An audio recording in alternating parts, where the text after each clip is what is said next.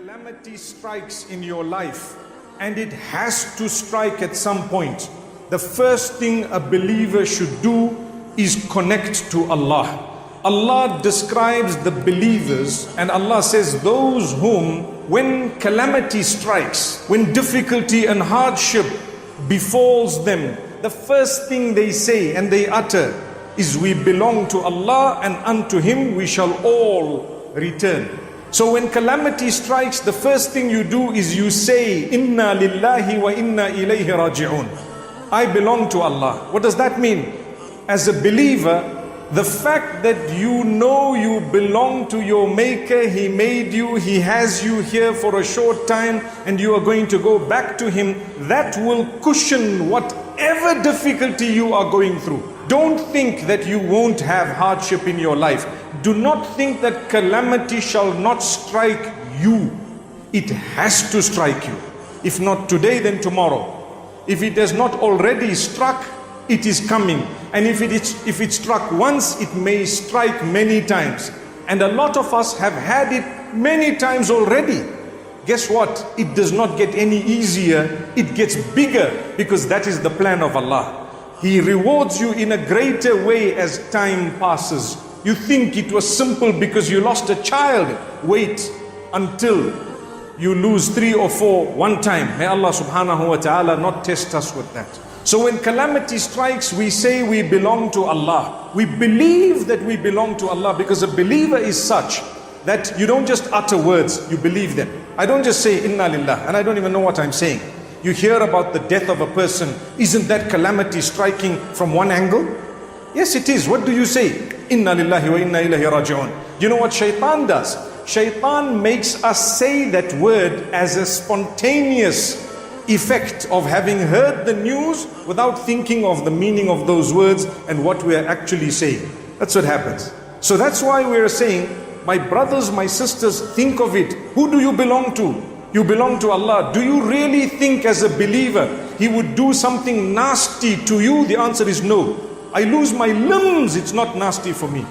If I have connection with Allah, that's Allah. Destiny is written. The pens have been lifted and the pages are dry. Your destiny is already there. You're going to go through tests that Allah chose for you. So take it in your stride. Inna lillah, inna lillah. We belong to Allah. I belong to Allah. You belong to Allah. We all belong to Allah. I don't even belong to myself. That's why when you say this is mine, this is mine, this is mine, hang on, hang on. In actual fact, you and whatever you think is yours is actually Allah's. When you came on earth, you came with 0. You suffered and struggled and fought and made enemies your whole life to get a bit of money. And then you left with nothing, 0. What was the point of that fighting? What was the point of the war? What was the point of all that toiling if it did not bring you closer to Allah? So when you toil on earth, when you work hard, let it be a balanced working. No matter what you are working towards, it should be halal, it should be in the obedience of Allah, and I should have Allah in mind and be conscious of Him all the time. Then no matter what you're doing, it will be converted into an act of worship. You go out to earn halal because you are conscious of halal and haram. You're conscious of Allah. You want to give charities. You are humble. You are a beautiful individual. You remember your duties unto Allah. The more you get, the better it makes you become as a person. That is an ibadah. That's a gift of Allah. And one day it strikes. What will strike? You have to suffer a loss. All of you who are in business, anyone who's in any form of job, anyone who has beautiful health, but a day will come when Allah will test you with it. That particular thing you think, you know what, I'm calm, I'm relaxed and I'm sitting. You don't realize it will strike. Why? You know why? For a believer. The true reason is Allah is giving you the opportunity to outshine the old you and to come to a new level in your connection with Allah. That's the reason why He tests you a bit more. If you didn't have tests, you would not be able to be as close to Allah Almighty as you are now. But you are because you have the tests and you're a believer. Because some people, when they have a challenge, they resort to intoxicants, they resort to everything else, the wrong things. They go and drink themselves out of that problem according to them, but it's actually creating a bigger problem. They do the wrong things. They end up in the pubs and the clubs and gambling and whatever else. That's wrong. But when you have a calamity that strikes, and like I said, it shall strike, it must strike, your iman and your connection with Allah will cushion you. It will make you smile. When someone says, how are you? You say, Alhamdulillah, knowing very well that I'm suffering, I'm going through the most challenging time of my life. I'm really almost broken had it not been for the mercy of Allah. That's what I'm going through right now. Anyone in my condition, if they didn't have iman, they would have killed themselves perhaps. But I have iman. Allah's keeping me afloat. That swim through your calamities and hardship is worse than that. What will keep you afloat is Allah and your connection with Allah. Do not lose it. My brothers, my sisters, connect with Allah. Ta'arraf ila Allahi fi ar-rakha'i ya'rifka fi shiddati. We've mentioned this hadith so many times. Get acquainted with Allah during your days of ease, and Allah will get acquainted with you in your hardship. You will have something that can crack your back, but you are still smiling, saying Alhamdulillah. You're greeting everyone, you're happy, you're hugging. And guess what? People have smaller problems than yours, but they are in such distress, and you are there comforting them not realizing that in actual fact, this person needs to be comforted, and here they are comforting me. What is the difference? The iman, the connection with Allah. So you say we belong to Allah. Myself and everything I have belongs to Allah. My family, my wife, my kids, my parents, my children, whoever else it may be, my grandchildren, whatever it may be, we all belong to Allah. And on top of that, do you know what the second part of the statement we always say? وَإِنَّا إِلَيْهِ رَاجِعُونَ.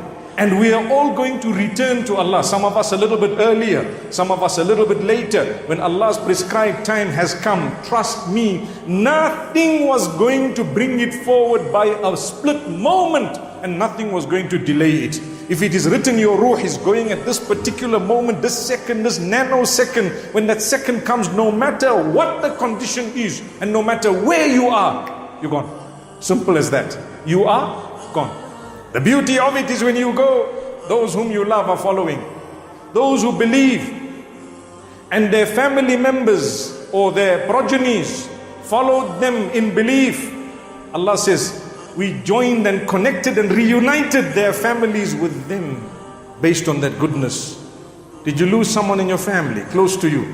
Good news. Connect with Allah, you will connect back with them and be reunited soon.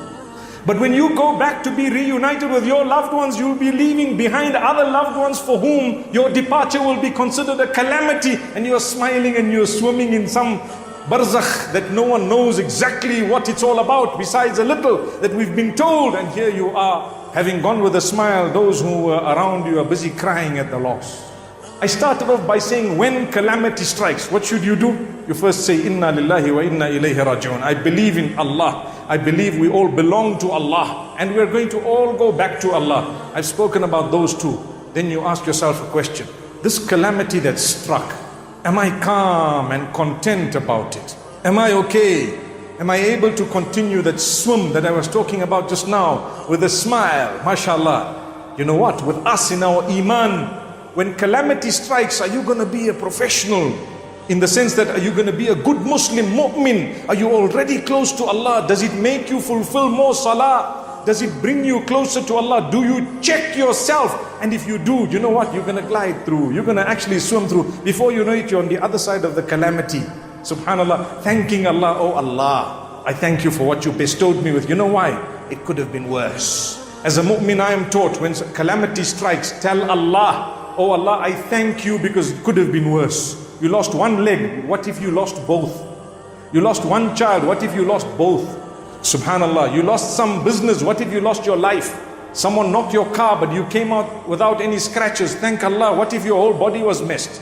It has happened to others. Each time something happens as a believer, my brothers, my sisters, tell yourself and tell Allah, I thank you, oh Allah, it could have been worse. I thank you that it's not as bad. At least you tested me with a test that is okay. With your help, I'm going to keep going. But with that, look at the condition of your heart. If you are content, thank Allah.